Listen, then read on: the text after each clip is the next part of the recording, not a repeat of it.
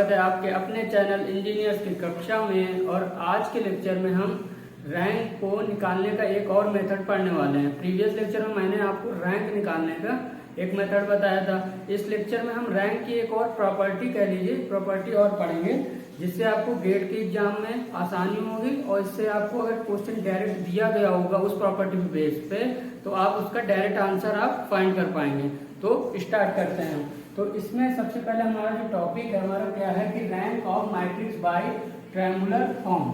अब इसमें अगर हमको कोई मैट्रिक्स ट्रायंगुलर फॉर्म में दिया हुआ है तो उसको हम कैसे निकालेंगे, इस लेक्चर में हम वही पढ़ेंगे। तो सबसे पहले इसमें मैंने एक प्रॉपर्टी लिखी है, या आप इसे ऐसे ही याद रखिएगा कि जो हमारा अगर कोई हमारा मैट्रिक्स है जो हमारा अपर ट्रायंगुलर मैट्रिक्स दिया गया है, तो उसमें जो हमारी नॉन रोस होती है। जैसे हमारा एक अभी हमने पढ़ा है ना कि अपर ट्रायंगुलर हमारा क्या होता है। अपर ट्रायंगुलर मैट्रिक्स हमारा कुछ इस फॉर्म में होता है ना, इस फॉर्म में होता है।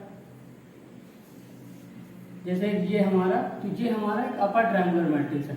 इसमें हमको क्या अपर ट्रायंगुलर मैट्रिक्स की हमारी प्रॉपर्टी क्या हो गई थी कि जो हमारे डायगोनल एलिमेंट होते हैं, उसके जो ऊपर की वैल्यू होती है वो हमारी नॉन जीरो होनी चाहिए, और जो हमारी नीचे की वैल्यू होनी चाहिए वो जीरो होनी चाहिए।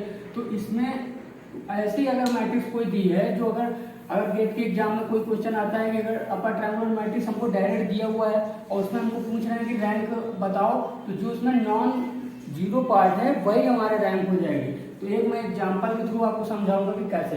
सबसे पहले उसको हम पढ़ लेते हैं कि रैंक इज इक्वल टू हमारा क्या होता है, number of non zero rose in upper triangular matrix. ध्यान देने वाली बात क्या है, नॉन जीरो रोज। तो एक मैं आपको एग्जांपल के थ्रू समझाता हूँ।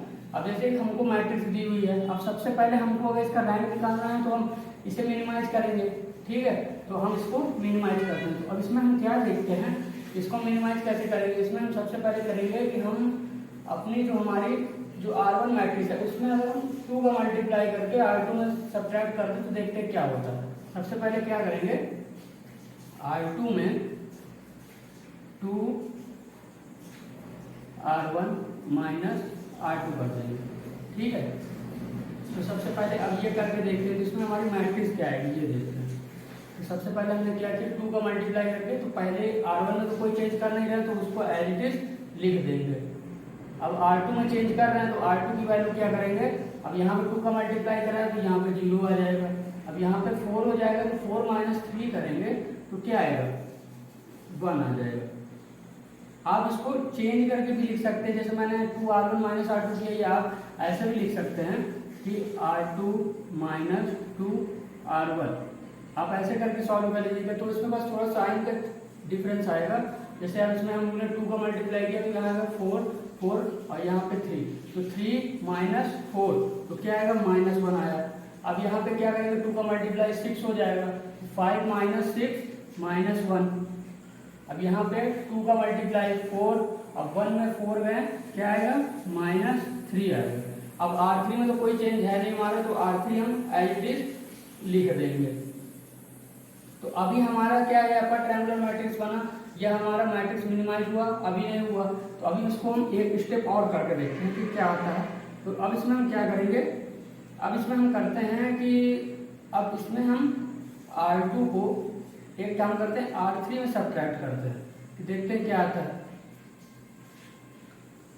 अब इसमें क्या करते हैं, R3 में करेंगे R2 plus R2 minus R3, ठीक है। अब ये करके देखते हैं, मगर इससे कुछ ज़्यादा चेंजेस होगा नहीं। तो सबसे पहले हम क्या करेंगे, R3 में R1 को सब्ट्रैक्ट करते हैं, देखते हैं क्या आता है। R3 में R1 माइनस R3 करके देखते हैं। अब इसमें हमारी क्या आएगा, देखते हैं मैट्रिक्स में। तो R1, अब R1 तो एज इट इज कोई चेंज नहीं, 1 2 3 2। अब R2 0 -1 और -3 आ गया हमारा, ठीक है। अब क्या किसमें चेंज करना है, R3 में, तो R3 1 -1 0। अब उसके बाद R1 में 2 - 3 को 2 में 3 गए, कितना है, -1, ठीक है। अब 3 को 3 - 4 करेंगे, कितना है, -1, ठीक है। अब 2 - 5 करेंगे तो यहाँ पे आया -3, ठीक है। अब ये देखिए दोनों इक्वेशन सेम हैं, तो क्या हम ये लिख सकते हैं कि